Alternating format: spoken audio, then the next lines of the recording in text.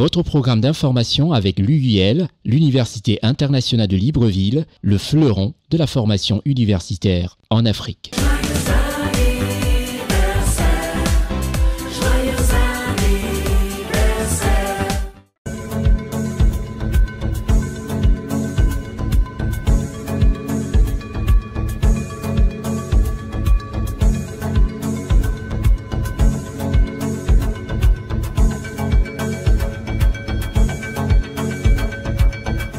Merci d'être face à votre petit écran pour cette nouvelle édition hebdomadaire du Constieka All Week News, où nous allons parler du Bénin, du Sénégal, de la RDC, du Congo, de la Côte d'Ivoire, du Cameroun, avec cet événement, à savoir la fête de l'unité nationale. On verra des préparatifs du côté de la région du littoral. On fera aussi un tour au Burundi, au Gabon, au Togo, au Mali. Nous mettons une pause parce que ce mois est quand même le nôtre, même si la fête de la liberté de la presse s'est tenue le 3 mai, mais nous considérons, nous, hommes de presse, hommes de médias, ce mois de mai comme le nôtre. C'est pour cette raison que nous commençons d'abord par présenter un tout petit peu cette belle rencontre qu'a voulu au niveau du Cameroun le ministre de la Communication. Je vous reviens juste après la réclame. Je suis Constieka, restez les nôtres.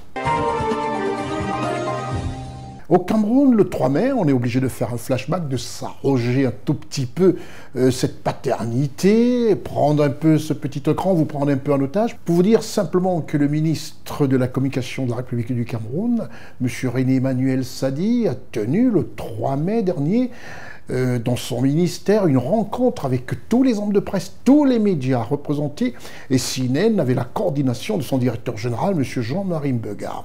À cette occasion, le ministre de la Communication du Cameroun a fustigé un tout petit peu la presse, recadré, redonné et rappelé aux hommes de médias et surtout à la presse le rôle du journalisme. Attire aussi l'attention sur le réchauffement climatique et faire des belles annonces. C'est ce que l'on attend toujours du côté de la presse privée. Des annonces de subventions et d'augmentation de la cagnotte pour aider à la production audiovisuelle, surtout la grande famille d'audiovisuel au Cameroun. Le ministre René Sadi a été, comme à l'accoutumée, très brillant dans son exposé, un ministre qui prend en compte la grande famille de la presse du côté du Cameroun. Juste après ce petit rappel de la journée internationale de la liberté de la presse, nous allons tout de suite nous rendre au Bénin.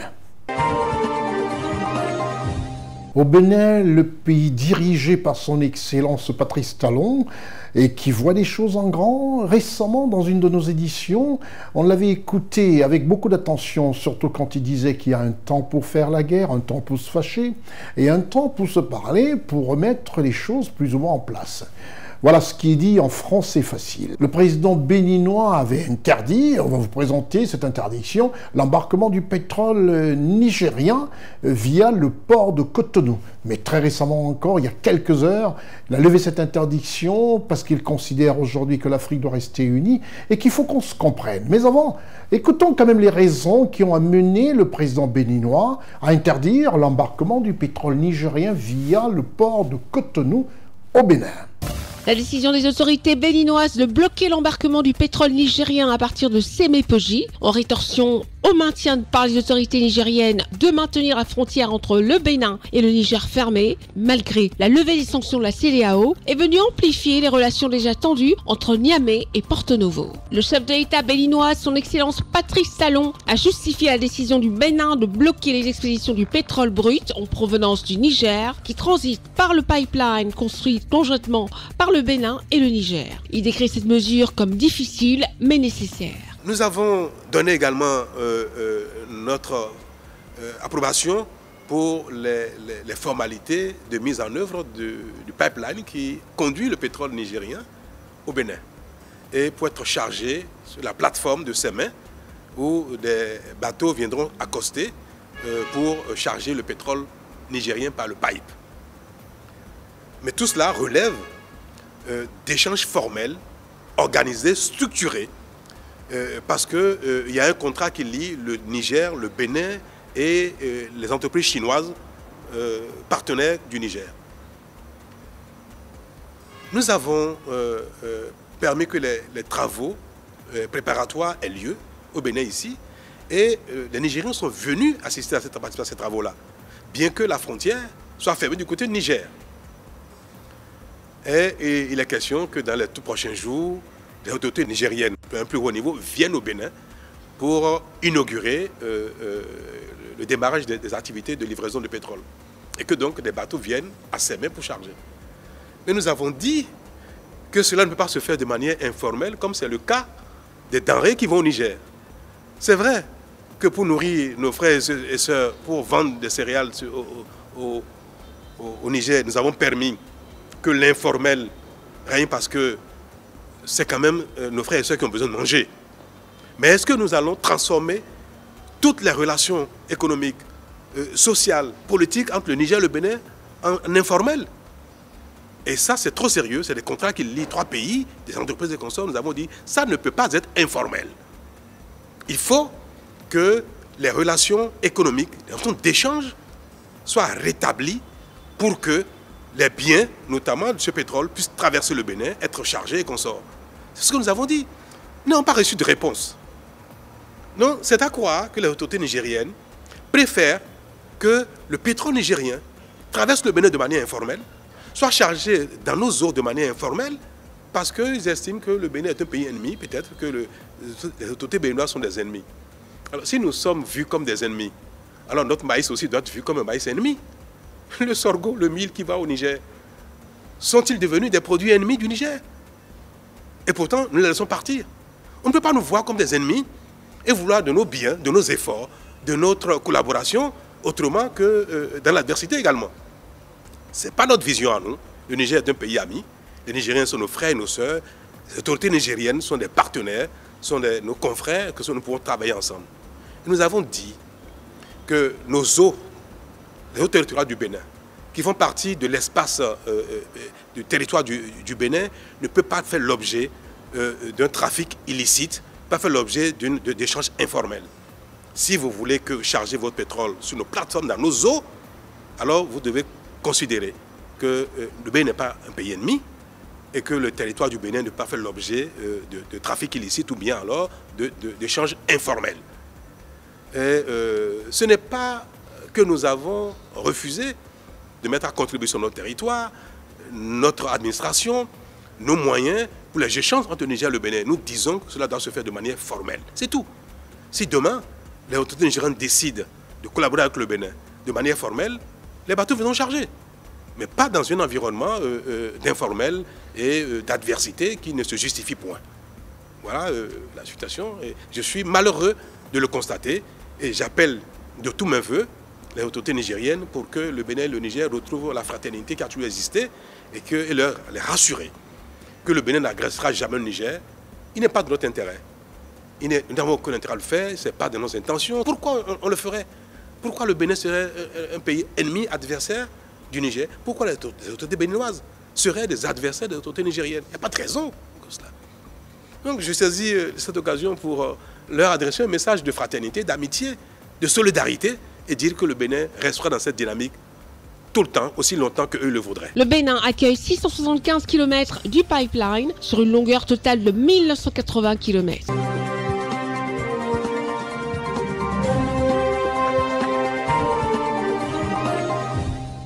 Voilà, qui est bien, qui finit bien, après s'être fâché, après avoir interdit. On a écouté les raisons et il vient de lever encore cette interdiction et autoriser que ce pétrole nigérian traverse tranquillement par le réseau du pipeline et se fasse embarquer dans le port de Cotonou. Après le Bénin, nous allons tout de suite au Sénégal, le pays dirigé désormais par son Excellence Bassirou Diomaye Faye. Le Sénégal a reçu 30 véhicules des États-Unis. Ces véhicules ont été offerts à l'armée sénégalaise. Reportage Charlotte Abdoulaye.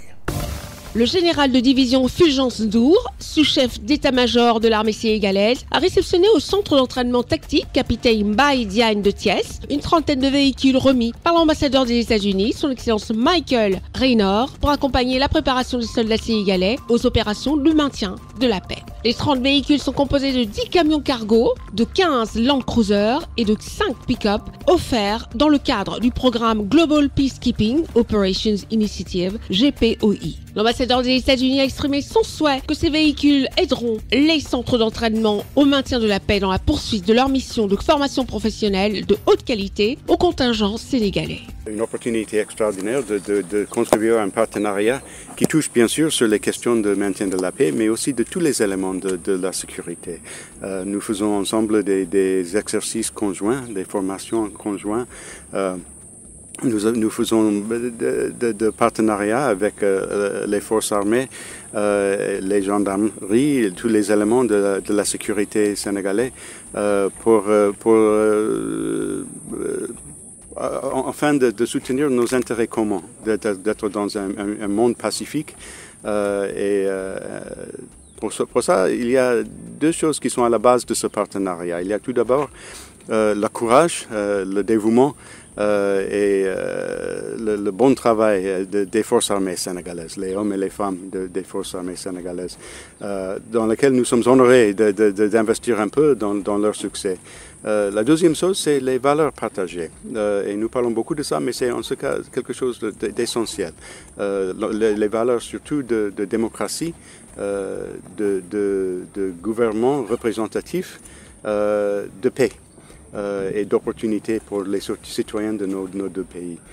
Donc ça forme une base de partenariat très très solide, et investir dans ce partenariat par ces véhicules et autres engagements, c'est quelque chose que nous comptons sur cette opportunité toujours, et nous sommes impatients de continuer ces partenariats dans les jours à venir. Donc c'est vraiment un grand honneur et un grand privilège d'être là aujourd'hui en présence de ces leaders sénégalais.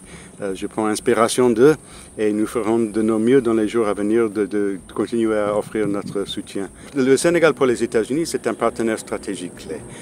Nous avons des investissements dans notre développement, notre prospérité partagée, dans notre stabilité, sécurité partagée, et dans la démocratie, qui est... Bon, peut-être c'est pas parfait, mais c'est le moins pire, n'est-ce pas, des moyens de gouvernance. Donc, ça forme des bases de compréhension mutuelle et d'amitié sincère et vraie. Et avec ça, on a fait de grandes choses. On a fait de grandes choses dans les secteurs sécuritaires, bien sûr, mais aussi éducation, santé publique, opportunités économiques. Nous avons des partenariats partout avec le gouvernement et le peuple du Sénégal. Et c'est parmi les pays les plus importants pour les États-Unis dans le monde, pas seulement dans l'Afrique, parce que le succès du Sénégal est inspirationnel.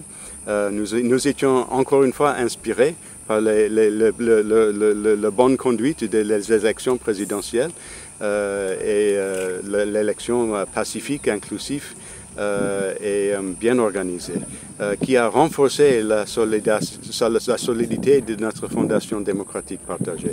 Donc il y a beaucoup d'opportunités déjà, et dans les jours à venir de renforcer et d'élargir ces partenariats. Le chef d'escadron Ousseynou Ndiaye, commandant du centre d'entraînement tactique capitaine Mbaye Diagne, a dit que ce matériel roulant vient lever l'une des principales limites du centre d'entraînement tactique de Thiès, à savoir ses capacités de transport et de mobilité. En fait, l'une des limites principales par rapport au bon déroulement de nos activités ici, et par conséquent l'exécution de la mission du CT7, était les capacités d'emport très restreintes que nous avions. C'est-à-dire quoi? La mobilité. Et aujourd'hui, les moyens qui sont acquis par le biais de la coopération avec les États-Unis d'Amérique, par le biais du programme Global Peacekeeping Operation Initiative, vient renforcer grandement la capacité d'emport du centre et par conséquent la mobilité. En somme, aujourd'hui, nous sommes en mesure de transporter d'emblée 2 compagnies.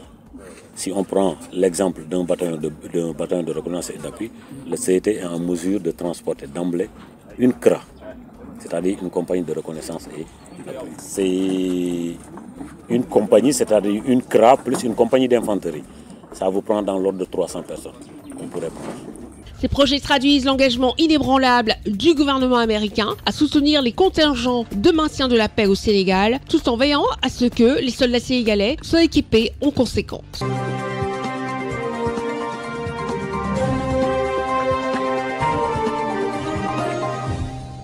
Nous quittons tout de suite le Sénégal pour la RDC, la République démocratique du Congo, dirigée par son Excellence Félix Antoine Tshisekedi Tshilombo.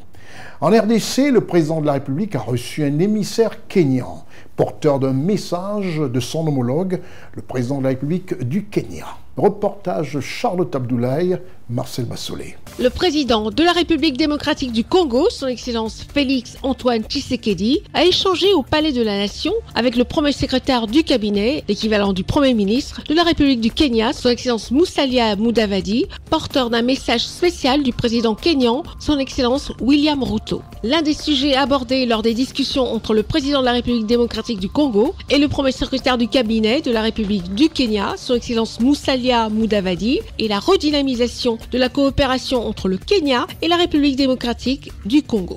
Le premier secrétaire du cabinet, son Excellence Musalia Mudavadi, conduit une délégation d'une dizaine de personnes. Il est porteur d'un message spécial du président de la République du Kenya, son Excellence William Ruto. Le premier secrétaire du cabinet du Kenya a également exprimé son admiration sur l'intervention du président de la République démocratique du Congo, son Excellence Félix Antoine Tshisekedi, concernant l'affaire de la compagnie Kenya Airways.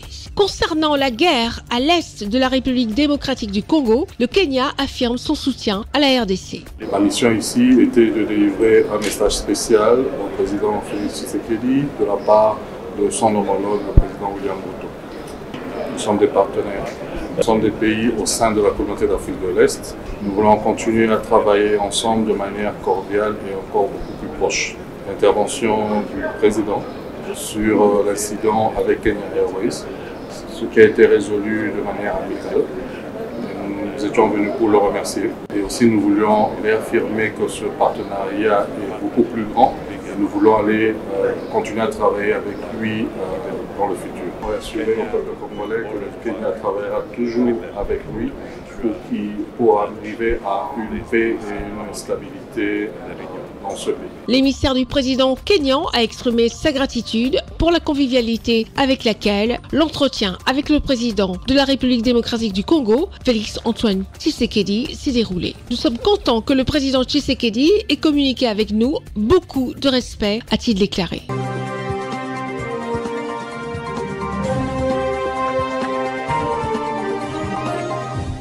Après le Congo, nous traversons juste le fleuve Congo, où il y a beaucoup de saumon. On a écouté tout ça pendant la Cannes 2023.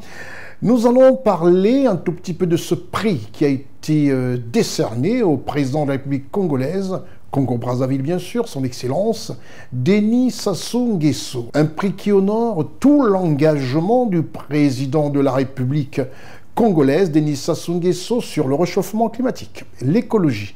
Quand on pense aussi, lors de l'ouverture de cette émission, quand je parlais du ministre René Emmanuel Sadi, de la communication de la République du Cameroun, qui a attiré l'attention aussi de la presse sur le réchauffement climatique. Et voilà que le président de la République du Congo-Brazzaville, honoré mondialement pour son implication dans la lutte contre le réchauffement climatique, reçoit un prix pour son travail en faveur de l'écologie. Reportage Charlotte Abdoulaye, Marcel Bassolé. Ce samedi 11 mai 2024, l'Académie des sciences d'Outre-mer a décerné le prix le plus prestigieux au chef de l'État congolais, son Excellence Denis Sassou Nguesso. Cette distinction lui a été décernée en reconnaissance de son engagement en faveur de la préservation de l'environnement, de ses actions et de son œuvre littéraire. Ce prix est destiné à récompenser l'œuvre valorisant les qualités d'un pays du continent africain.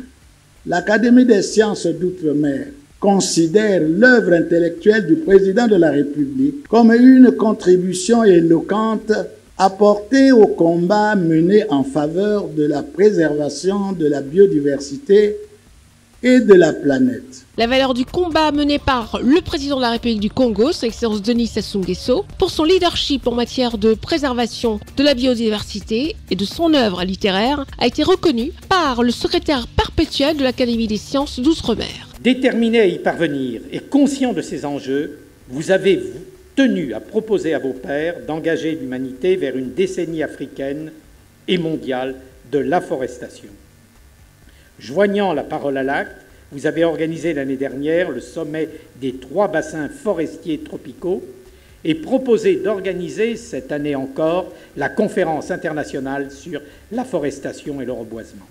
Le développement durable ne sera pas qu'un concept.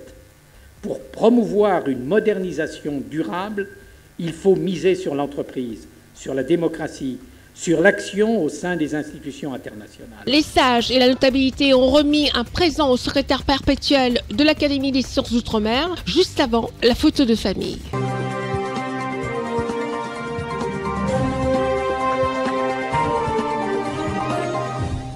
Voilà, ce prix décerné au président de la République du Congo, son Excellence Denis Sassou Nguesso.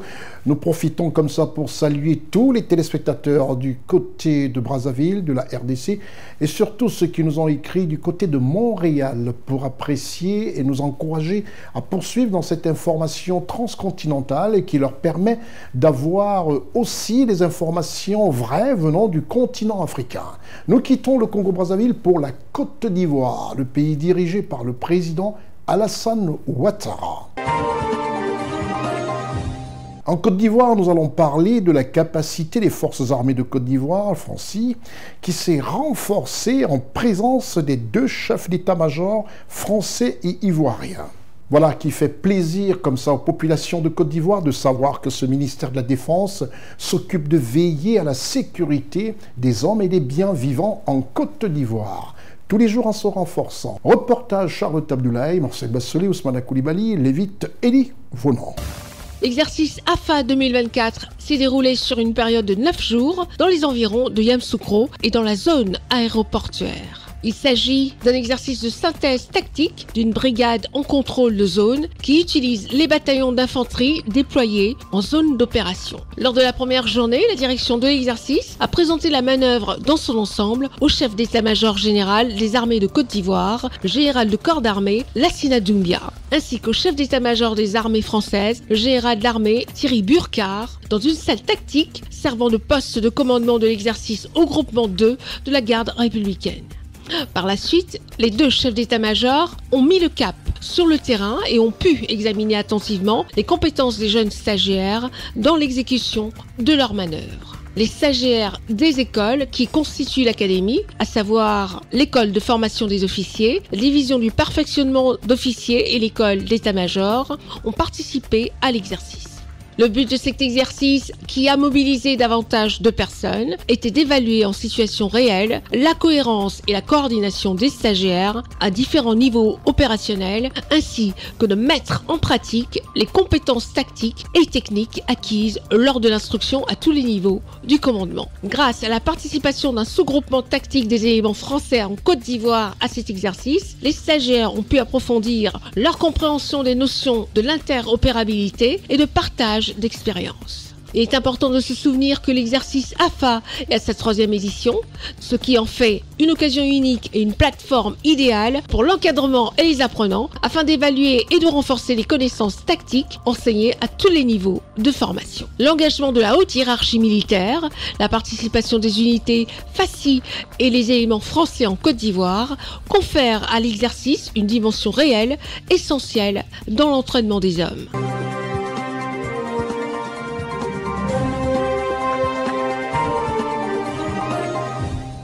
Après la Côte d'Ivoire, on fait un bond qualitatif pour le Cameroun.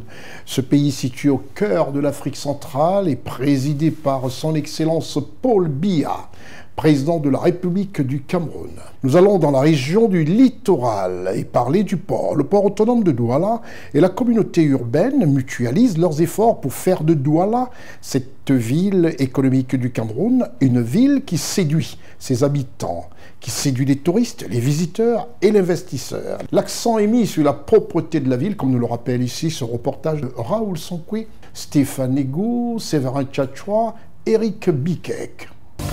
Lutter contre le désordre urbain et l'insalubrité dans la ville de Douala n'est désormais plus le seul apanage de la communauté urbaine de Douala. Le port autonome de Douala vient en renfort au projet Douala Clean City lancé par le maire de la ville il y a quelques mois déjà. Le patron du port autonome de Douala, Cyrus Ngor, accompagné d'une forte délégation, a remis au maire de la ville un important don de plus de 70 bacs à ordures visant à faciliter la collecte et le transport des déchets ménagers, afin de faire de la ville de Douala, capitale économique du Cameroun, une métropole moderne tournée vers l'avenir. Nous avons entrepris cette année-ci d'offrir des poubelles pour qu'elles puissent servir dans ce vaste chantier. Et donc, comme vous avez certainement entendu, nous sommes dans le cadre d'un partenariat qui est gagnant-gagnant. Le port et la ville, c'est deux jumeaux inséparables et chacun apporte sa contribution au rayonnement de l'autre partie. Un appui important de partenariat du port autonome de Douala qui réjouit le maire de la ville. La ville et le port sont deux jumeaux inséparables, je voudrais le confirmer. Et me réjouis que le port soit parmi toutes les entreprises que nous appelons à nous soutenir, soit l'une, sinon la première, à venir faire ce geste. Et nous espérons que ce geste fera des émules. Parce que la propreté dans la vie est l'affaire de tous. Et nous en profitons tous. J'ai déjà dit à plusieurs reprises, si la ville est propre, les habitants se sentent dans un meilleur cadre de vie. Les touristes peuvent affluer, les investisseurs aussi. Et l'emploi peut suivre. Donc c'est tout le monde qui peut être gagnant à une ville propre. Donc ce n'est pas seulement l'affaire de la ville, c'est l'affaire de la ville et des entreprises citoyennes, mais aussi c'est l'affaire des citoyens, comme vous avez vu, avec ces citoyennes et ces citoyens qui descendent tous les jours balayer les rues. Ça doit être l'affaire de tous. Si chacun balaye devant chez lui, si chacun garde bien ses ordures, je crois que la ville de Douala, d'ici quelques mois ou peut-être d'ici quelques années, sera cité comme modèle. Le port autonome de Douala travaille main dans la main avec la communauté urbaine de Douala pour revêtir la cité économique d'un vêtement flambant neuf afin d'offrir un cadre de vie sain aux populations de Douala, mais aussi et surtout d'attirer les touristes et de futurs investisseurs.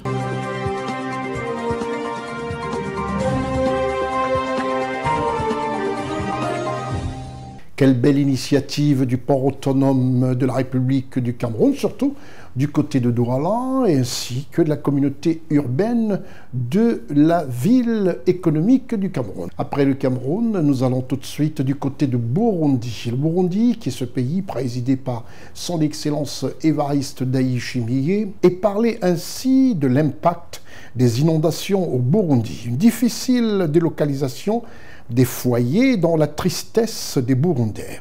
Voilà, comme je le disais tantôt, dans certains pays, y compris en Côte d'Ivoire, quand on détruit certaines maisons mal situées, parce qu'il faut prévenir les grandes pluies, qui sont des tornades tropicales en Afrique, les pluies sont très, je dirais même violentes. Voilà un élément que vous allez vivre tout à l'heure du côté du Burundi et qu'on n'aimerait plus voir dans certaines capitales africaines. Donc, les habitants doivent aussi être tempérés parce qu'il n'y a aucune casse qui se fait dans l'optique de détruire ses concitoyens. Nous allons au Burundi avec le reportage de Raoul Sonkwe, Éric Bikek et Gérard Richard Gozo.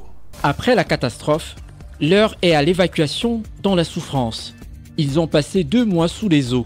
Depuis le 10 mai 2024, la délocalisation des victimes des inondations de Gatumba au Burundi ont commencé dans toute la zone inhabitable. Tôt dans la matinée, les premiers déplacés ont réuni ce qui leur restait comme affaire. Dans un premier temps, nous avons eu 1493 familles volontaires pour la délocalisation. Mais après, ceux qui n'étaient pas là sont venus et 254 familles se sont ajoutées. Tout a été complètement détruit par l'inondation. Et pour les victimes, à l'heure du départ, de nombreuses questions restent en suspens.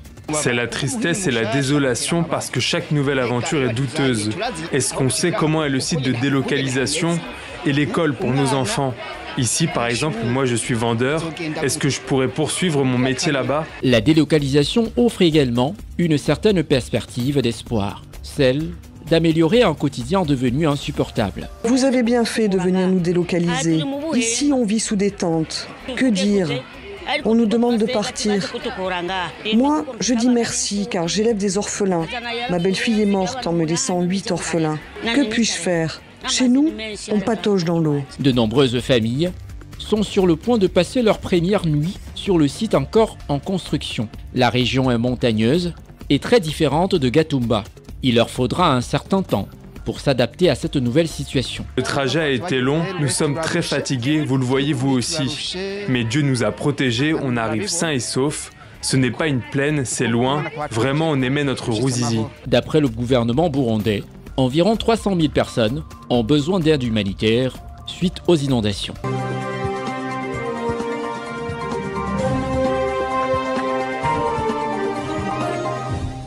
Après le Burundi, nous restons toujours un tout petit peu dans la zone Afrique centrale. Nous revenons au Gabon, ce pays dirigé par son Excellence le général Brice Clotaire Oligui Nguema qui fait très bien les choses. Depuis le 30 août 2023, la ligne imposée par le gouvernement de transition fait son bonhomme de chemin, vraiment avec le plus grand plaisir et la fierté de l'Afrique au départ du Gabon. Voilà la fin du dialogue national avec la remise de ce document officiel au président de la République qui lui aussi a remis au Premier ministre de la République gabonaise ce document officiel des 1000 points du résumé du dialogue national. Nous allons au Gabon retrouver notre correspondant du côté de Libreville, M. Teddy Ossé, dans un reportage de Raoul Sankoué. Chaque début de semaine, tous les membres du personnel de la présidence de la République gabonaise participent à la traditionnelle cérémonie de levée des couleurs, qui marque le début de chaque semaine de travail au sein de l'administration publique. Le président de la transition, le général Brice Clotaire Oligui Nguema, a personnellement dirigé le cérémonial de ce lundi 13 mai 2024. Le fait marquant de ce lundi, le Premier ministre chef du gouvernement de transition, Raymond Donsima, est présent à l'explanade du Palais du bord de mer, où il a reçu le rapport final des travaux du dialogue national inclusif des mains du président de transition, le général Brice Clotaire Oligui Nguema. Après les comptes rendus qui m'ont été faits, je vous remets officiellement le rapport général du dialogue national inclusif, conduit par l'archevêque Ibaba. Plus d'1 millier de recommandations sont présentes dans ce document officiel pour améliorer la situation socio-économique et politique en République gabonaise. Il s'agit d'un mois de réflexion de plus de 600 représentants provenant de toutes les régions et de tous les domaines de la société du Gabon. Monsieur le président de la transition, président de la République, chef de l'État, je reçois de vous-même le rapport que vous m'avez confié ce matin. Je vais à mon tour le multiplier et le remettre à tous les membres du gouvernement pour qu'ils se mettent au travail pour les mesures concrètes qui permettent de donner corps à ce rapport général. Je vous remercie. La mise en place et l'installation du comité de suivi et d'évaluation matérialise l'une des ambitions prioritaires du comité pour la transition et la restauration des institutions.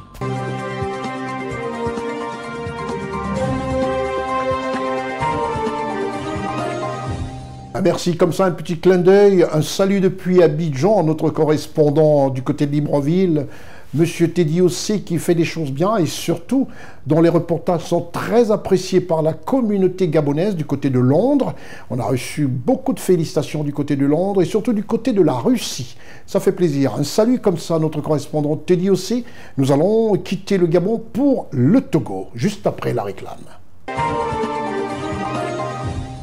S'il est vrai qu'il y avait eu beaucoup de remue-ménage, beaucoup de remous sur la nouvelle vision politique que s'était octroyé le Togo, chose contraire est de savoir l'adhésion populaire et massive du peuple togolais à la nouvelle voie qu'a choisi le pays dirigé par son Excellence Faure Gnassingbe. Au Togo, les élections législatives sont remportées par la majorité présidentielle. Il faudrait aussi préciser qu'enfin, la Cour constitutionnelle a validé tous ces résultats, comme nous le rapportent ici Raoul Sankoué, Gérard Richard Gozo et Marcel Bassolé. Sans surprise, la Cour constitutionnelle du Togo a consolidé les résultats provisoires des élections législatives du 29 avril 2024 donnant une écrasante majorité au parti présidentiel. À quelques exceptions près, l'Assemblée nationale sera monochrome. Djobo Babakane Coulibaly, président de la Cour constitutionnelle, l'a annoncé le lundi 13 mai 2024 au siège de l'institution à Lomé. Considérant qu'il ressort de ce rapport que 113 candidats sont élus députés, eu égard aux éléments du dossier, il y a lieu de déclarer que le scrutin s'est globalement bien déroulé. Aucune modification significative par rapport aux résultats annoncés par la commission électorale, avec 108 députés pour le parti au pouvoir, sur les 113 au total. Plusieurs candidats ont déposé des recours pour contester les résultats ou fournir des preuves de fraude, mais la Cour n'a pas donné d'interview à ce sujet. Selon certaines informations, le parti d'opposition DMP avait déjà diffusé un communiqué dimanche 12 mai 2024 décrivant les recours déposés. Les résultats seront annoncés le lundi 13 mai 2024, ce qui étonne la DMP, alors que les derniers recours ont été transmis le jeudi 9 mai 2024 au soir. Mis à part l'opposition, les candidates indépendantes ont également fait recours, comme Emmanuel Palanga, candidat aux législatives pour le mouvement de la jeunesse libre, dans la région de la Kossa, dans le centre du Togo. Aucun député pour le mouvement de la jeunesse libre. De plus, son recours à la Cour constitutionnelle a été rejeté. Pourtant, il avait joint plusieurs vidéos comme celle-ci. C'est des bulletins prévotés, unis par une dame, elle est déléguée du bureau de vote. Ça fait 30 bulletins qu'elle avait sous la main dans l'isoloir. Et sur les 30 bulletins, 29 étaient déjà prévotés. Dans cette vidéo, il est évident que les bulletins ne possèdent pas la vignette, indispensable et nécessaire pour leur validation. Cette dame étant rapporteuse au bureau de vote, selon le mouvement de la jeunesse libre, elle aurait pu ensuite ajouter les vignettes. En ce qui concerne le parti au pouvoir, le jour est célébré. Certains militants réunis au siège national du parti se réjouissent d'avoir obtenu 95% de la majorité à l'Assemblée nationale. Parmi ces militants, on retrouve certains députés élus, dont l'honorable Ibrahima Menounatou, vice-présidente du parti et élue à Lomé. Elle refute les accusations de corruption. Dans chaque bureau de vote, vous avez des représentants de chaque candidat. À quel moment alors a-t-on pu bourrer les urnes? Est-ce qu'on a bourré des urnes dans 39 préfectures du Togo? Non. La Cour constitutionnelle n'a pas été saisie par le parti UNIR. Les recours pour les élections régionales sont encore en cours d'examen.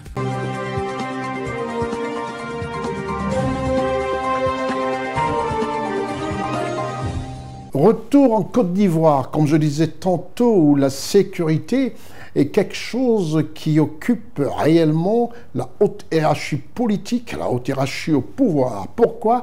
Pour une seule raison, le président de la République, par le biais de son ministère de la Défense, tient à la sécurité des Ivoiriens, à ce que les Ivoiriens soient heureux, tranquilles chez eux, vaquent à leurs occupations sans avoir la moindre perturbation. C'est l'occasion de parler du Flintlock 2024.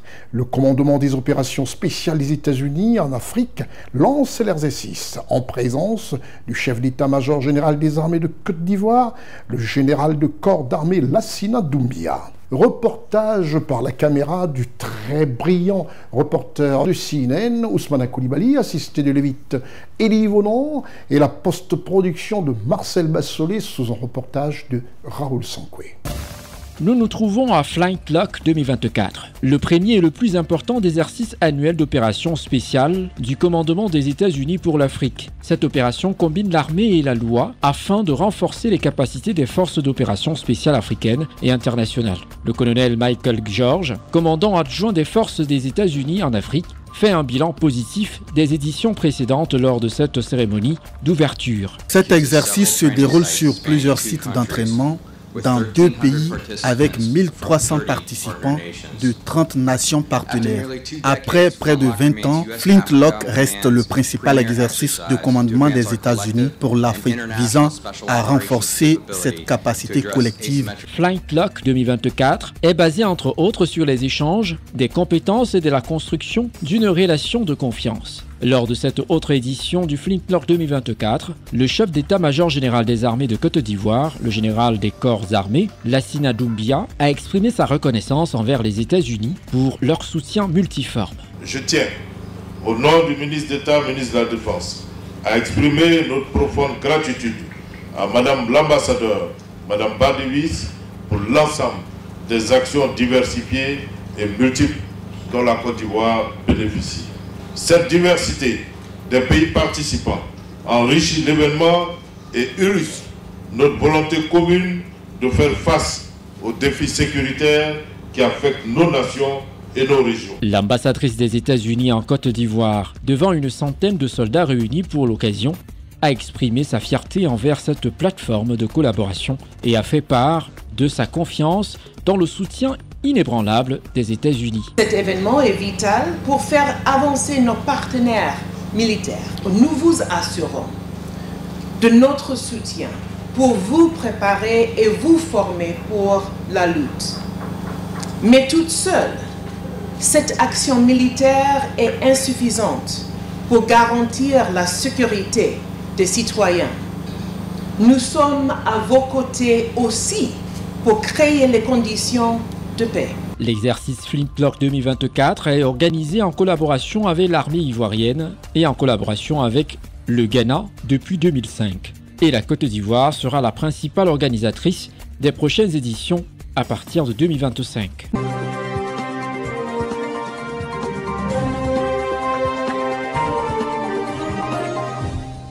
Avant de nous replonger dans l'actualité au Togo, rien de plus normal de penser à l'Université internationale de Libreville, qui est cette université qui forme des cadres africains aptes à tout de suite répondre aux exigences du marché du travail. C'est une très belle initiative qu'on souhaiterait voir sous d'autres cieux en Afrique, de voir ceux qui ont la possibilité, de par leurs petits moyens, de penser comme ça l'éducation des jeunes Africains. C'est le gros héritage que nous, Africains, nous parents, pouvons et devons laisser à nos enfants, à savoir l'instruction. Un clin d'œil à notre partenaire officiel, l'Université internationale de Libreville. L'Université internationale de Libreville, reconnue d'utilité publique grâce à son partenariat avec l'État, est un établissement privé d'enseignement supérieur à vocation scientifique et technologique composé, entre autres, de l'École polytechnique de Libreville, de la Faculté de droit et des sciences politiques, de l'Institut international de recherche biomédicale et biotechnologie, de l'Institut supérieur de gestion et d'économie appliquée. Et sa toute nouvelle école de médecine et de pharmacie. Son ouverture sur le monde du fait de ses partenariats avec les prestigieuses universités et institutions internationales lui permettent de s'arrimer à plusieurs systèmes de formation et de délivrer des diplômes reconnus. DUT, licence, ingénieur, master recherche et professionnel, exécutive MBA, doctorat. Venez vous former à l'exécutive MBA de l'UQAM Canada au métier de l'économie, gestion, du droit et de la science politique de l'industrie médicale et pharmaceutique. Devenez technicien supérieur ou ingénieur à l'Université internationale de Libreville, le fleuron de la formation universitaire en Afrique.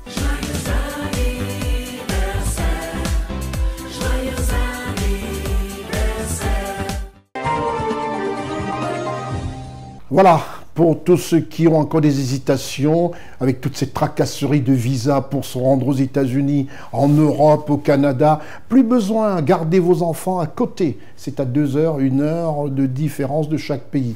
Envoyez-les dans cette université où l'instruction est donnée par des professeurs aguerris à la pratique estudiantine et surtout universitaire. On se retrouve juste après la réclame. Direction le Togo, où nous allons parler d'autre chose dans ce pays du président Faure et Sosingba Yasingbe. Suite à la croissance au sein de l'Union économique et monétaire ouest-africaine, en sigle UMOA, Abdoulaye Diop félicite le chef de l'État togolais. Reportage Raoul Sankoué, Marcel Bassolé. Le chef de l'État Faure et Sosingba Yasingbe a échangé le 13 mai 2024 à Lomé avec le président de la Commission de l'Union économique et monétaire ouest-africaine.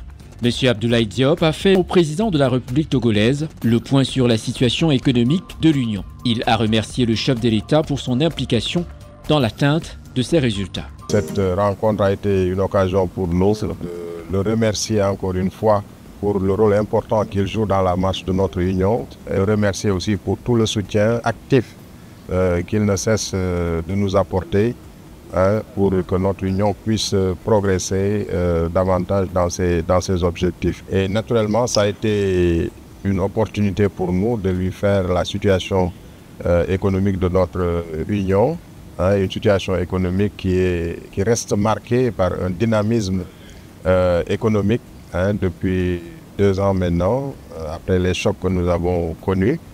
Et donc avec des taux de croissance prévus en 2024 de plus de 7%. Donc dans notre union, avec 2 États en particulier qui vont produire à partir de cette année du pétrole et du gaz, ça va booster un peu la croissance dans notre espace. Naturellement, la place et le rôle du Togo sur cette dynamique économique est très importante parce que le Togo affichera cette année un taux de croissance supérieur à 6%, donc ce qui est remarquable. Et les autres indicateurs macroéconomiques aussi, tendanciellement, vont dans le bon sens, notamment sur le déficit budgétaire et sur le taux d'inflation. Donc c'était l'occasion de partager avec le chef de l'État ces bonnes performances macroéconomiques de notre Union, la résilience dont notre Union a fait preuve ces dernières années, avec les décisions, les orientations prises par nos chefs d'État. Et naturellement, nous avons discuté de la situation de notre espace et ça a été l'occasion pour nous de recueillir ces orientations avisées, parce que nous savons le rôle important, comme je l'ai dit tout à l'heure, qu'il joue dans cet espace sous-régional qui est le nôtre. L'Union des États monétaires ouest-africaines a été créée le 10 janvier 1994. L'Union économique et monétaire ouest-africaine est une institution sous-régionale qui regroupe 8 États, à savoir le Bénin, le Burkina Faso, la Côte d'Ivoire, la Guinée-Bissau, le Mali, le Niger, le Sénégal et le Togo. Elle a pour objectif l'édification en Afrique de l'Ouest d'un espace économique harmonisé et intégré au sein duquel est assurée une totale liberté de circulation des personnes, des capitaux, des biens, des services et des facteurs de production.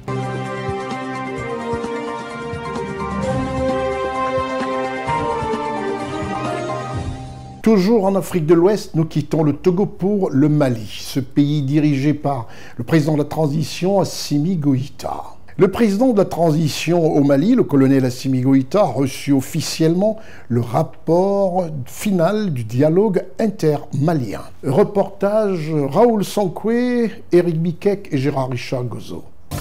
L'expression d'un Mali uni et réconcilié sur papier pourrait être considérée comme une preuve matérielle du dialogue intermalien en faveur de la paix et de la réconciliation nationale au Mali. Le 13 mai 2024, le président de la transition, le colonel Assimi Goïta, a reçu le rapport final de dialogue intermalien pour la paix et la réconciliation lors d'une cérémonie solennelle au palais de Koulouba. Un document qui retrace les aspirations du peuple malien dans différents chantiers, entre autres la paix, la défense et la sécurité, la gouvernance politique, l'économie et la géopolitique. Cette cérémonie marque la conclusion des discussions nationales tenues au Centre international de conférence de Bamako le 10 mai dernier, où les débats intenses ont produit un ensemble de recommandations destinées à guider le Mali vers la paix durable et la réconciliation nationale. L'ancien Premier ministre et président du comité de pilotage, M. Ousmane Oussifi Maïga, a souligné l'enthousiasme et la participation active du peuple malien qui a embrassé ce processus avec un espoir et une détermination.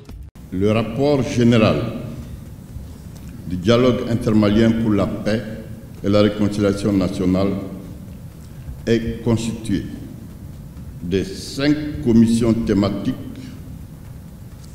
de ceux de toutes les régions, de 48 ambassades et consulats et des universités. Il contient les préoccupations que les populations ont exprimées, ainsi que les contributions reçues des associations de femmes et de jeunes et de personnalités diverses. Le document comporte également une présentation en images du dialogue intermalien et ses annexes. 7 ans président du comité de pilotage très à l'aise avec un sentiment de mission accomplie qui s'adresse au président de la transition, son Excellence, le colonel Assimi Goïta, chef de l'État malien. L'espoir repose sur les conditions de paix mentionnées dans ce rapport qui expose en détail les 302 recommandations du dialogue intermalien sur la paix. En recevant le rapport, le président de la transition, son Excellence le colonel Assimi Goïta, a exprimé sa satisfaction quant à la réussite du dialogue et a insisté sur la responsabilité collective de faire avancer le Mali en suivant les recommandations du rapport, soulignant que la paix était désormais à la portée du Mali et qu'il fallait impérativement saisir cette chance. À l'instar des recommandations des autres forats, les résolutions et recommandations du dialogue intermalien pour la paix et la réconciliation nationale feront l'objet d'un grand suivi de la part des organes de la transition. Au moment où certains compatriotes, peu convaincus de la marche irréversible du peuple vers sa souveraineté, tentaient de compromettre le processus de la transition, les Maliennes et les Maliens ont, une fois de plus, donné la preuve de leur grandeur à travers ce dialogue historique. Le Mali a instauré un dialogue direct entre ses fils et filles, sans intermédiaire, ce qui a été compris par le peuple malien et a suscité des réactions sans réserve qui ont été remarquées par le président de transition, le colonel Assimi Goïta. Le peuple malien, longtemps meurtri, a compris que la paix et la réconciliation constituent les conditions principales de l'unité nationale, sans laquelle aucune vie normale n'est possible et aucune action de développement n'est concevable. Le président de la transition a renouvelé l'appel à l'union sacrée autour de la patrie sans laisser de place à la division. Selon le colonel Assimi Goïta, ce rapport est considéré comme un élément essentiel pour résoudre les conflits. Une œuvre commune qui est accessible à tous les Maliens afin qu'ils puissent en tirer profit. Par-delà les témoignages de reconnaissance de la nation que je vous transmets en ces instants solennels, sachez que votre œuvre sera gravée dans les annales de l'histoire du Mali, refondé et souverain. C'est bien de cette exemplarité que nous avons besoin pour inspirer et façonner les générations futures afin qu'elles tiennent dignement le flambeau du Malikoura. Le colonel Assimi Goïta, président de la transition au Mali, a exprimé sa gratitude envers tous les membres du comité de pilotage pour leur travail de qualité.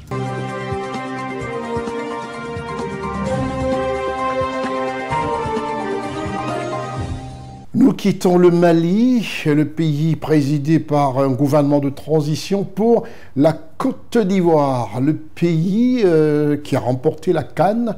Souffrez d'écouter ça toute l'année 2024, on n'arrêtera pas de vous le dire. Ouais, les champions d'Afrique, c'est ici.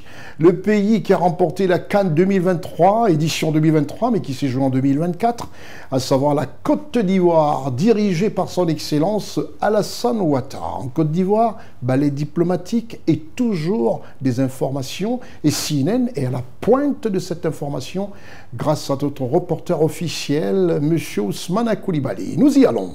Le président de la République de Côte d'Ivoire, chef de l'État, son Excellence Alassane Ouattara, a reçu au palais présidentiel l'ambassadeur du Sénégal en Côte d'Ivoire en fin de séjour.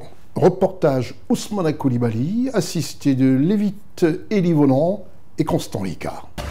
Le palais présidentiel de la République de Côte d'Ivoire, ce mercredi 15 mai 2024. Il est 11h25 lorsqu'arrive son Excellence El Hadj Daouda Niang, ambassadeur en fin de séjour de la République du Sénégal en Côte d'Ivoire. Il est reçu en audience par son Excellence Alassane Ouattara, chef de l'État de Côte d'Ivoire, vêtu d'une tenue décontractée qui lui va à merveille. L'ambassadeur El Hadj Daouda Niang, en fin de séjour diplomatique en Côte d'Ivoire, est venu faire ses adieux au président Alassane Ouattara, chef de l'État de Côte d'Ivoire. Un entretien d'une trentaine de minutes à travers lequel l'ambassadeur du Sénégal a remercié le chef de l'État ivoirien pour l'hospitalité et le vivre ensemble dans la paix en Côte d'Ivoire. Raccompagné par son Excellence Alassane Ouattara, à la fin de l'entretien, son Excellence Daouda Niang, ambassadeur partant de la République du Sénégal en Côte d'Ivoire, s'est exprimé face à la presse locale et internationale.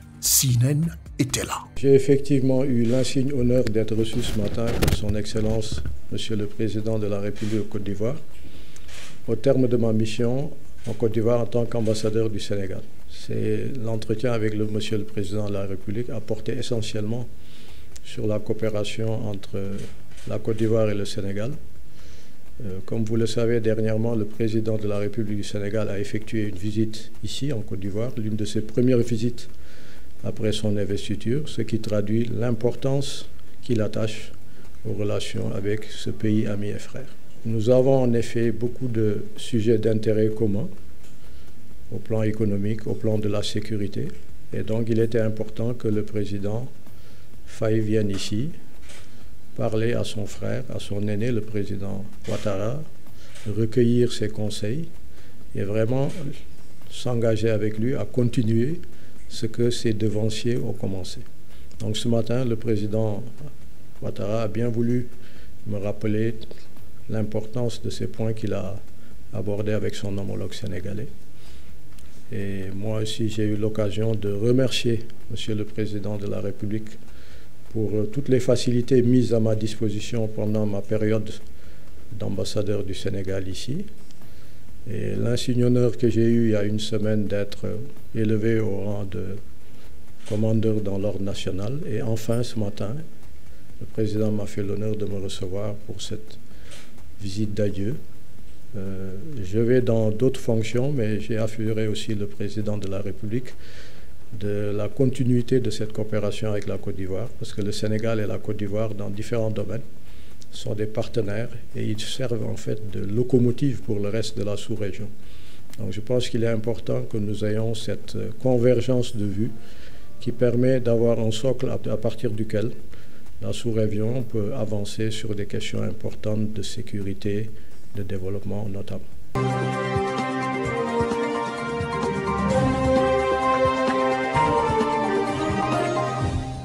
Après la Côte d'Ivoire, nous partons pour le Cameroun. Le Cameroun, en Afrique centrale, ce pays du célébrissime Roger Mila. Oui, n'oublions jamais les nôtres, n'oublions jamais ceux qui ont donné à leur pays, comme c'est le cas en Côte d'Ivoire pour Laurent Pokou et toute une clique de grandes célébrités. Ne les oublions jamais, si nous devons faire comme les autres. Au Cameroun, ce pays présidé par son Excellence Paul Biya, chef de l'État camerounais, nous allons parler de la 52e édition de la fête de l'unité nationale. La 52e édition de la fête nationale de la République du Cameroun. Pour parler des préparatifs, CNN est allé sur les traces du gouverneur de la région du littoral et du maire de la ville économique d'Ouala, au village de l'Unité. Reportage Raoul Sonkwe, Stéphane Négou, Séverin Tchatchoua et Eric Bikek. En prélude de la célébration du 20 mai 2024, la 52e édition de la fête de l'unité du Cameroun, placée sous le thème « Armée-Nation, ensemble pour un Cameroun uni, pacifique et prospère », l'ouverture du village de la foire de l'unité a été faite ce 14 mai 2024 dans la capitale économique du pays par le gouverneur de la région du littoral Samuel Dieudonné Iva Adiboa, accompagné du maire de la ville, le docteur Roger Bassadiné et de plusieurs autres personnalités. Le village de l'unité, ce sont des journées portes ouvertes, offertes par l'armée camerounaise au grand public, afin de découvrir ses branches et ses services. De la gendarmerie nationale en passant par la marine nationale jusqu'à la police nationale et aux sapeurs-pompiers, chaque corps a fait connaître ses services et ses innovations au grand public et aux autorités administratives et municipales de la ville conduite par le gouverneur de la région du littoral. Cette journée est organisée à l'occasion de la fête nationale, la fête de l'unité. Habituellement, ici à Douala, il est organisé des journées portes ouvertes à l'occasion de la fête de l'unité. Et qu'est-ce que nous faisons pendant cette journée? C'est l'occasion de montrer aux populations, de faire découvrir aux populations le métier de sapeur-pompier. Ça fait donc partie de la sensibilisation des populations. Une série d'activités organisées en prélude de la célébration de la 52e édition de la fête de l'unité du Cameroun, qui pour le gouverneur de la région du littoral, invite à un véritable vivre ensemble. Du 13 au 20 mai, nous avons plusieurs activités et aujourd'hui nous nous retrouvons dans l'activité du village qui met, n'est-ce pas, en bonne symphonie les activités civilo-militaires les activités, n'est-ce pas, des artistes et permettre que les uns les autres sachent qu'est-ce que nous faisons à l'intérieur de la société. Quel est le rôle, n'est-ce pas, de gendarme, qu'est-ce que le policier fait, qu'est-ce que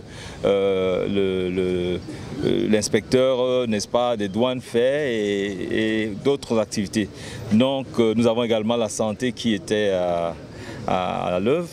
Nous voulons simplement dire que c'est une forme de vivre ensemble que nous démontrons en cette journée et savoir que nous faisons tous partie d'une même nation. Au village de l'Unité, c'est également un véritable boulevard. Des articles et produits bon marché proposés au grand public. L'occasion faisant le larron, le gouverneur de la région du littoral a remis des clés de moto-taxi à plus d'une dizaine de jeunes entrepreneurs, encadrés par le Fonds de garantie pour le littoral. Je suis passé dans les stands, à l'instar du stand de la police et des sapeurs-pompiers. Et j'étais vraiment très fière parce que j'ai eu beaucoup de leçons là-bas et j'ai retenu beaucoup de trucs. Par exemple, au stand de la police, on disait là-bas, on a parlé de la CNI, vraiment que les Camerounais ont vraiment besoin de la CNI. On a dit à partir de décembre, la CNI va faire 48 heures avant de sortir. Très surprise déjà par l'organisation et le dispositif qui a été pris pour laisser les invités circuler et admirer les merveilles.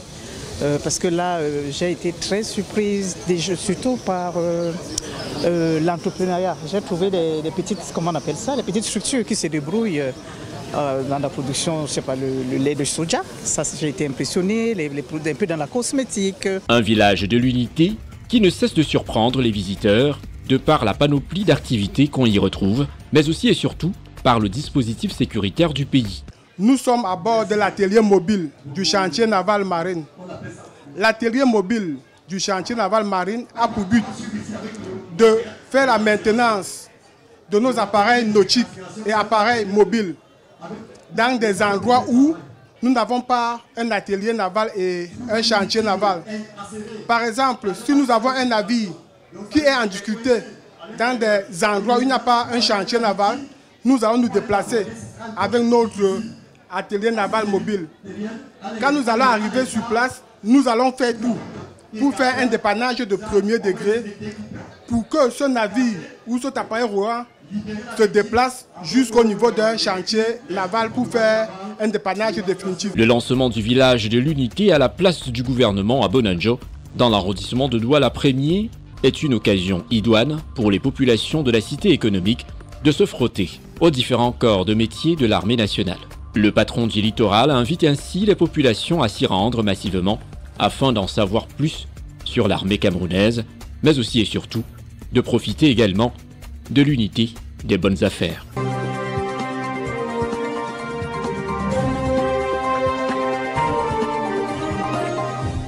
Après cette visite du gouverneur de la région du littoral du côté du Cameroun et du maire de la ville de Douala, c'est l'heure de vous présenter notre grand format.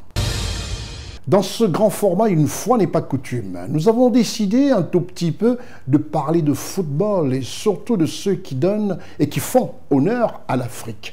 Par le passé, capitaine de l'équipe nationale des éléphants de Côte d'Ivoire, Didier Drogba, capitaine de l'équipe nationale du Cameroun, Rigobert-Song, capitaine de l'équipe du Sénégal, Sadio Mané, capitaine des Panthères du Gabon, Pierre-Emerick Aubameyang. Nous avons la grande star du Nigeria, Victor Osimhen, Vincent Aboubakar, le capitaine émérite de la sélection des Lions indomptables du Cameroun, et sans oublier la star de CNN. Nous, à CNN, on l'aime énormément. Cette star de l'équipe des éléphants de Côte d'Ivoire, Sébastien Haller. Vous savez, il y a une eau ici pour laquelle il a fait de la pub. Mais nous, on n'appelle plus cette eau de ce nom. On l'appelle Sébastien Haller. Donnez-nous un Sébastien Haller. Voilà. C'est une grande star et une figure avec laquelle il faudra compter dans l'univers du football africain. Et aussi notre star qui évolue en Allemagne et qui est d'origine camerounaise, un lion indomptable, Choupo-Moting. Sans oublier le virevoltant Simon Dengra en Côte d'Ivoire.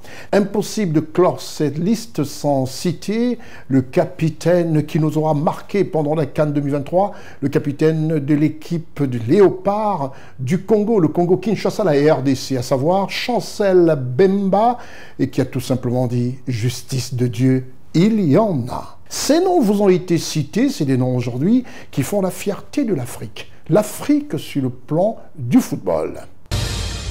Et vous comprendrez pourquoi j'ai cité déjà ces noms en leur rendant un hommage particulier sur CNN. Cette liste confirme la vitalité du football africain qui monte en puissance. Qu'il vente ou qu'il neige, le monde devra compter avec le fight spirit des Africains, dont un des fils fait honneur à son continent d'origine et à son pays, la France. Il s'agit bel et bien de Kylian Mbappé, primé il y a quelques jours et présenté par la fierté olympique française de l'athlétisme, à savoir Marie-Josée Pérec. Kylian Mbappé, vous comprendrez pourquoi nous avons décidé de faire une entorse dans cette émission politico-économique et touristique pour lui rendre aussi hommage. Kylian Mbappé, reportage. Alors, le trophée UNFP du meilleur joueur de Ligue 1 Uber Eats pour la saison 2023-2024 est attribué à Monsieur Kylian Mbappé, Paris Saint-Germain. Insatiable, insurpassable, inoubliable. Avant de voguer sous d'autres cieux, Kylian Mbappé conserve son titre de meilleur joueur, son 5e trophée. Il sera également meilleur buteur de Ligue 1 pour la 6e fois d'affilée. Vertige. Kylian, venez avec le trophée.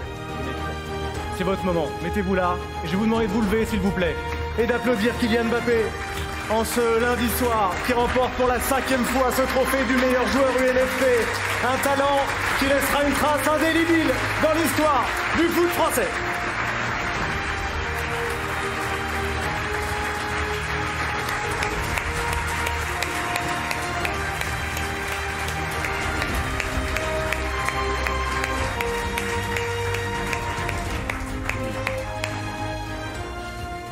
Ça y est, monsieur Mbappé.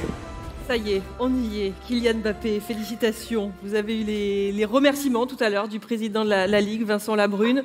Il y a eu votre discours sur les réseaux sociaux il y a quelques jours pour parler de votre avenir et officialiser votre départ. Aujourd'hui, vous avez envie de dire quoi ce soir, Kylian? C'est à vous. C'est difficile, hein, c'est très difficile. Beaucoup plus que ça peut laisser paraître parce que c'est une page qui se tourne. C'est un chapitre de ma vie qui va se fermer.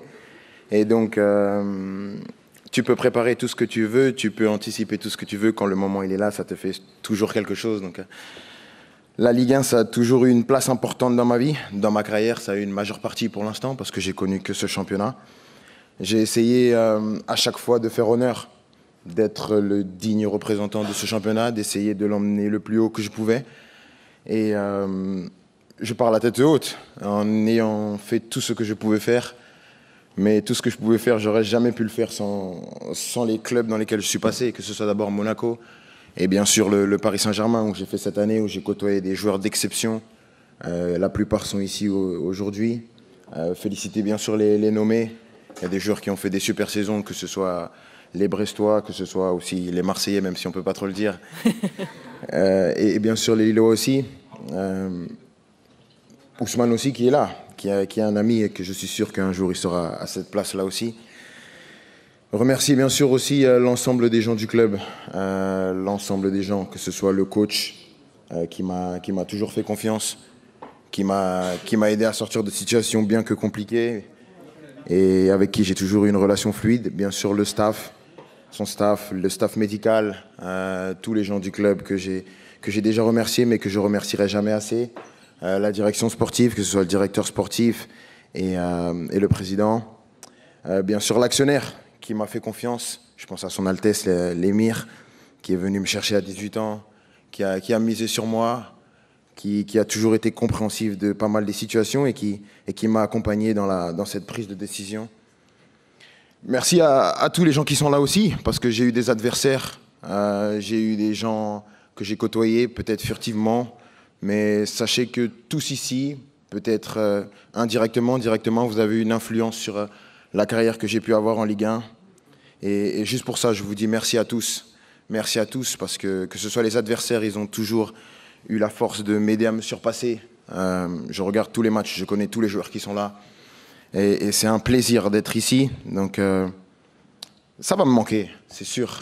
Ça va me manquer. Comme j'ai dit, c'est une partie de ma vie qui se tourne. Bien sûr que ce qui arrive est très excitant.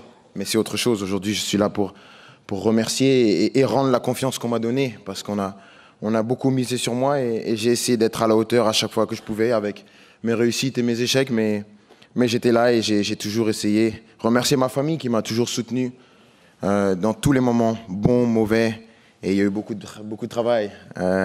Faire partie de ma vie, faire partie de ma carrière, c'est pas un long fleuve tranquille, donc les remercier. Il y a une partie qui est là, toute mon équipe, mon père qui est là aussi. Je sais que pour lui, c'était très important que je marque l'histoire du championnat avant de partir, et je pense en toute humilité que j'ai fait tout ce que tu voulais et j'ai essayé d'être à la hauteur. Donc, merci à tous. C'était un long chemin et je suis vraiment extrêmement content, très content d'avoir pu participer à mon échelle à une partie de l'histoire du championnat. Donc, merci à tous. Merci à vous, Kylian.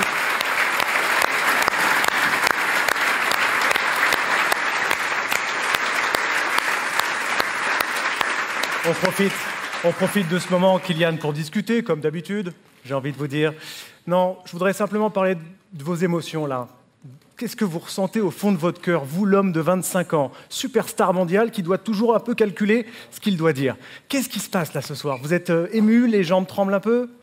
Non, c'est beaucoup d'émotions, parce que tu te dis que je repense vraiment à toutes les émotions que j'ai pu traverser.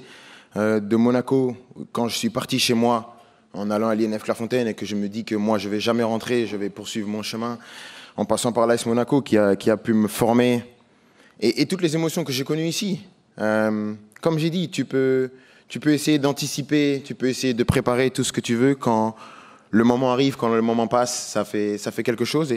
Et bien sûr que de partir, ça me fait quelque chose, ça déchire un peu le cœur, parce que je vais quitter mon pays que j'avais jamais quitté auparavant. Donc c'est aussi une nouvelle vie en tant qu'homme. On parle toujours des joueurs et je pense que tout le monde va me rejoindre sur ça, mais avant d'être des joueurs, on est des hommes.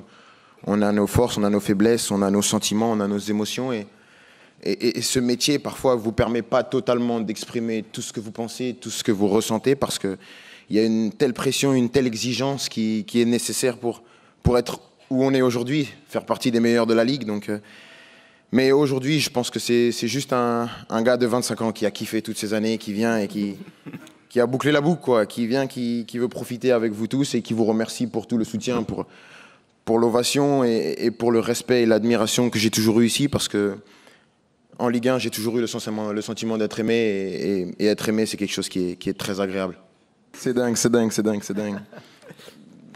Qu'est-ce qui est dingue de revoir toute cette évolution dans quelques images. Il y a 7 ans, à Monaco, déjà, c'est dingue de voir que j'étais comme ça, de voir toutes les étapes que j'ai pu parcourir à Paris, un club qui compte sur la scène nationale et internationale. De se dire, en fait, j'ai toujours été quelqu'un qui regardait toujours devant. J'ai jamais regardé derrière, parce que quand tu veux être ce que je veux être, quand tu es ce que je suis, il y a toujours quelque chose devant. Et des fois, tu ne prends pas forcément le temps de regarder ce que tu as fait et l'impact que tu peux laisser sur les gens, parce qu'il y a toujours quelque chose de mieux à faire. Et c'était toujours cette quête-là que j'avais, de toujours être plus haut, plus haut. Et donc, quand tu prends juste quelques secondes pour regarder, tu te dis que le chemin parcouru est magnifique, et de se dire que j'ai pu être au contact de joueurs uniques, d'être dans la ligue de mon pays et d'impacter autant, c'est sûr que c'est formidable. Alors moi, j'ai envie de te dire avant de partir, est-ce qu'un petit titre de champion olympique ne te ferait pas plaisir? Tout ce qui est en rapport avec la gagne me fait plaisir. Maintenant, je crois qu'il y a le boss qui est là, qui rigole un peu. Mais plus sérieusement, tout le monde sait, tout le monde connaît un peu la situation. Je pense que c'est pas une situation qui dépend de moi. Les Jeux Olympiques en France, c'est très important. Mais je pense qu'il faut réfléchir en tant qu'adulte et prendre la meilleure solution pour toutes les parties. Et quoi qu'il arrive, je serai heureux. Bien sûr que ce sera un rêve éveillé de jouer les Jeux Olympiques. Mais si je ne les joue pas, les Jeux Olympiques de Paris, ça reste les Jeux Olympiques de Paris. C'est un événement qui est tellement important et qui dépasse le stade de ma présence ou non. Donc ça va être une fête extraordinaire et j'espère que tout le monde va montrer au monde entier que la France est un pays de sport et qu'on sait accueillir le monde dans les meilleures conditions. Merci Kylian. Applaudissements. Merci infiniment pour Kylian Mbappé.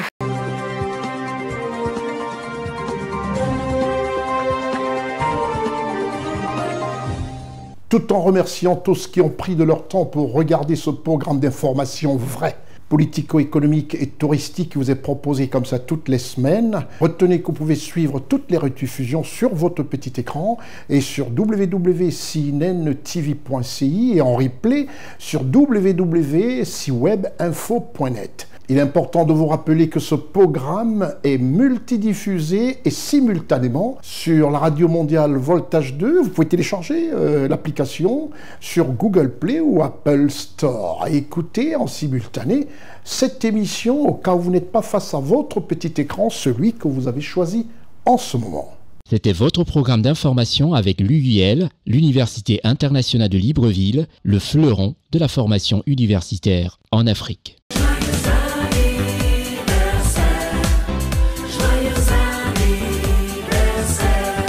C'est terminé pour cette émission. Je suis Constieka. Au revoir.